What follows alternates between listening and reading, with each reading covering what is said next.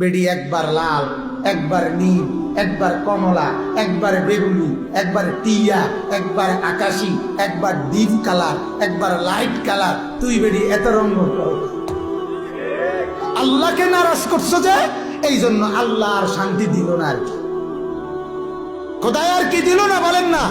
আর শান্তি দিল না, আর শান্তি দিল না। কথা বুঝছে? 1 ঘন্টা লাগাইয়া পাউডার ডলবার পরেও বেডির এমনিতে বেডিতে ভালো লাগে না। আরো পাউডার, আরো লাগায়, আরো লাগায়। বেড়া ডাইক শিক্ষার্থী আছে, বেড়া আগে সিএনজি সারে যাইতে আছে তো তে বেড়ারও দাঁড় করে রাখছি 20টা মিনিট ধরে। তারে কইছি লোক লোক চাইবো বেডি রেডি, তুমি যে এই বেডি ভিতর থেকে রেডি হয়, তোর বাপের গিয়ে রেডি হইতে আছে, এমনি রেডি হয়, রেডি হয়। কথা বলেন না কেন? রেডি হয়, শুধু রেডি হয়। বদনা 1 জোড়া কিনবো, জুতো 1 জোড়া কিনবো এমনি এই কোম্পানিগঞ্জ থেকে, ইডার লাগিয়ে এমনি রেডি হইতে আছে 1 ঘন্টা ধরে। কারে দেখাইতে রেডি হয়? কি দেখায়? কি তো পাউডার রেডি দেয়, আবার নিজে দুইয়ালাই কদ্দুর পরে। আল্লাহ আমাদেরকে মাফ করে দেন। যুবক, তুমি বলো, তোমার মাথার চুল এই পর্যন্ত তুমি কয়টা ডকে খাটছো? তুমি বলো, স্বস্তি তুমি পাইছো কিনা? তুমি বলো। তোমরা যুবকরা বলো, তোমরা নিশ্চিন্তে তৃপ্তি তো পাইলা না, তুমি তো তৃপ্ত না, তাহলে মানুষে তোমার দেখে খুশি হবে কেন? তুমি নিজেই তো খুশি না, তোমার কাটিং এর উপরে তুমি তো খুশি না। তুমি তো মাসে 6 মাসে 9 মাসে 3 মাসে 1.5 মাসে তুমি তো ডিজাইন বদলাও, প্যান্ট বদলাও, শার্ট বদলাও, চুল বদলাও, কাটিং বদলাও। আল্লাহকে ছেড়ে দিছো তো, রাসূলের সুন্নতকে ছেড়ে দিছো তো, আল্লাহর কসম শান্তি আল্লাহ তুলে দিছে। শান্তি আর পাইলা না। আল্লাহর কাছে ফিরে না আসলে, রাসূলের কাছে ফিরে না আসলে মৃত্যু পর্যন্ত শান্তি জুটবে না। আপনারাই শহরে বন্দরের হাসি, এগুলো ফরমালিন। কোটিপতির হাসি ফরমালিন। কথা বুঝছেন? আমার সেদিন দোয়া চাইছে বেটা, বিশাল বড় শিল্পপতি, 7,000 কর্মচারী ওনার, ঢাকা শহরের শিল্পপতি। 27 জন না 29 জন কুকার, মানে বাবুর্চি রান্ধে। দোয়া চাইছে, অন্যরা কইতেছে 2-3 জনে, বিশাল শিল্পপতি। ওনার লগের একজন আমার আলগা কাছে নাই, আমি কানে কানে কইছি, হুজুর 900 কোটি টাকা ঋণ।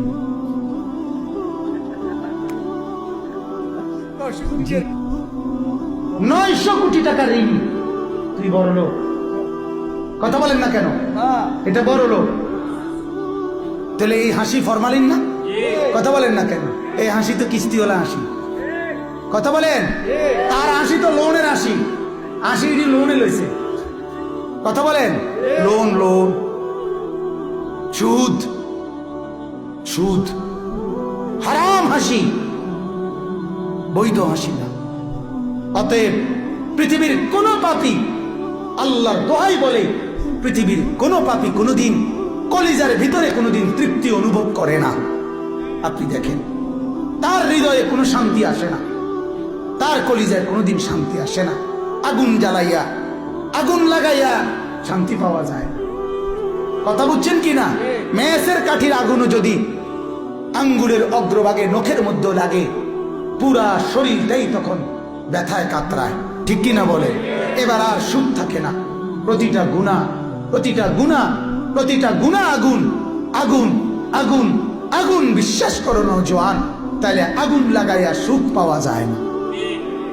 আল্লাহকে নারাজ করে, মোবাইলে ছবি দেখে, উলঙ্গ নারী দেখে, আল্লাহকে সেজদা না করে ব্যবসায়ীরা সুখ তোমরা পাবা না। অটো ড্রাইভার সুখ পাবি না বললাম, সিএনজি ড্রাইভার বেনামাজি হয়ে সুখ পাবি না, মুদি দোকানদার বেনামাজি হয়ে সুখ পাবি না। আনিসুর রহমান বললাম, আমি বলবো, সুখ তোর কপালে জুটবে। আল্লাহকে নারাজ করে সুখ মিলে না, সুখ মিলে না। নেককার বউ পাইতা না, বেড়িও ধোকা দিব, তুমিও ধোকা দিবা। তুমি ফাঁকি দিবা বেড়ি রে, বেড়ি ফাঁকি দিব তোমারে। বুঝো নাই? তুমি চাইবা আরেক বেড়ি, বেড়ি চাইবা আরেক বেড়া। বাবা, চলো চলো। ধোকা, ধোকা, ধোঁকা এটা। যে কন্যা তোমার সাথে প্রেম করে সেই তো অবৈধ, তাইলে সে তোমাকে বৈধ আনন্দ কিভাবে দিবে? কথা বলেন না কেন? কথা বলেন। পেশাবের উপরে দাঁড়াইয়া, পেশাবের স্তূপের উপরে দাঁড়াইয়া দুধ ঢাললে কি আর পবিত্র হয়? কথা বলেন না কেন? হ্যাঁ, পায়খানার ডিপুর উপরে দাঁড়াইয়া এরপরে মাথার উপরে পানি ঢাললে পাক হয়? তাইলে পার্কের মধ্যে একত্রে বইয়া ভালোবাসা পবিত্র, তোমার আমার প্রেম সত্য, আকাশ সাক্ষী, জমিন সাক্ষী, কাউয়া সাক্ষী, কুত্তা সাক্ষী, বিলাই সাক্ষী, ভালোবাসা পবিত্র। ভালোবাসা এমন, ভালোবাসার কপালে জুতার বাড়ি, জুতার অপবিত্র, এগুলো অপবিত্র। এটা পবিত্র ভালোবাসা, কাউয়া মার্কা ভালোবাসা। কি ভালোবাসা? বলেন নাউজুবিল্লাহ। আও আজিদু আলান নারি হুদান, মূসা আলাইহিস সালাম বললেন, বিবিকে তুমি অপেক্ষা করো, হতে পারে আমি তোমার জন্য আগুনের স্ফুলিঙ্গ নেব, অথবা আমি ওইখানে গেলে পথ পাবো। কি পাবো বলেন? পথের সন্ধান পাবো। এবার আল্লাহ বলেন, ফালাম্মা আতাহা নুদিয়া ইয়া মূসা। রব্বুল আলামিন বলেন, এই কথা বলে মূসা নবী যখন উপরে উঠে আসলো, আল্লাহ তাআলা তখন তাকে ডাক দিল, ইয়া মূসা, হে মূসা। এই কথা বলে কে ডাক দিল? আল্লাহ। আল্লাহ। আল্লাহ বলেন, ইন্নী আনা রব্বুক। আল্লাহ ডাক দিয়ে বললেন, মূসা, আমি তোমার রব, আমি তোমার লালনকারী পালনকারী মাওলা। বলেন আলহামদুলিল্লাহ। ফাখলানা আলাইক। আল্লাহ বলেন, মূসা পায়ের জুতা খোলো, আদবের সাথে বসে পড়ো। সুবহানাল্লাহ। আশ্চর্য কথা হইল বন্ধু, মূসা নবী আপনারাই মাত্র শুনছেন, শীতের রাত, কনকনে ঠান্ডা, কুয়াশা, ঠিক কিনা বলেন? নিচের জমিন বরফের মতো, তাও কদ্দুর এক জোড়া জুতা ছিল। আল্লাহ বললেন, এটাও খুলে ফেলো। এবার তাইলে নিচের থেকে গরম লাগবে, হ্যাঁ, ঠান্ডা আরো বেশি লাগবে। কিন্তু রব্বুল আলামিন বলেন, যদি ঠান্ডাও লাগে তারপরও এটা শুনে নাও, আমি মাওলার কথা শুনলে জুতা পাও দিয়ে শোনাটা আদব না। আল্লাহর কথা শুনতে হয় বসে, আল্লাহর কথা শুনতে হয় জুতা খুলে, আল্লাহর কথা শুনতে হয় আদবের সাথে। সুবহানাল্লাহ। এজন্য আমি বলি বন্ধু, বুটও খাইবা, ওয়াজও শুনবা।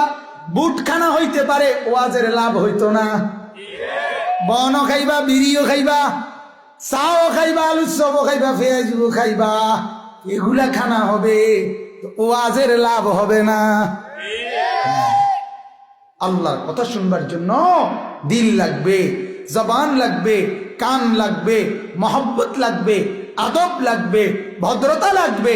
যেই আদবের সাথে 6 বছরের বাচ্চা মক্তবে কোরআন শরীফ কায়দা নিয়া জুতা বাইরে রাইখা মসজিদের ইমাম সাহেবের সামনে বসে গেছে, 6 বছরের মাওলা বাচ্চাকে দেখছে, মাওলা বলে, আদবের সাথে আসলি, যা, আমার পুরা কোরআন আগামী 4 বছরের ভিতরে তোর সিনে দিয়া দিন,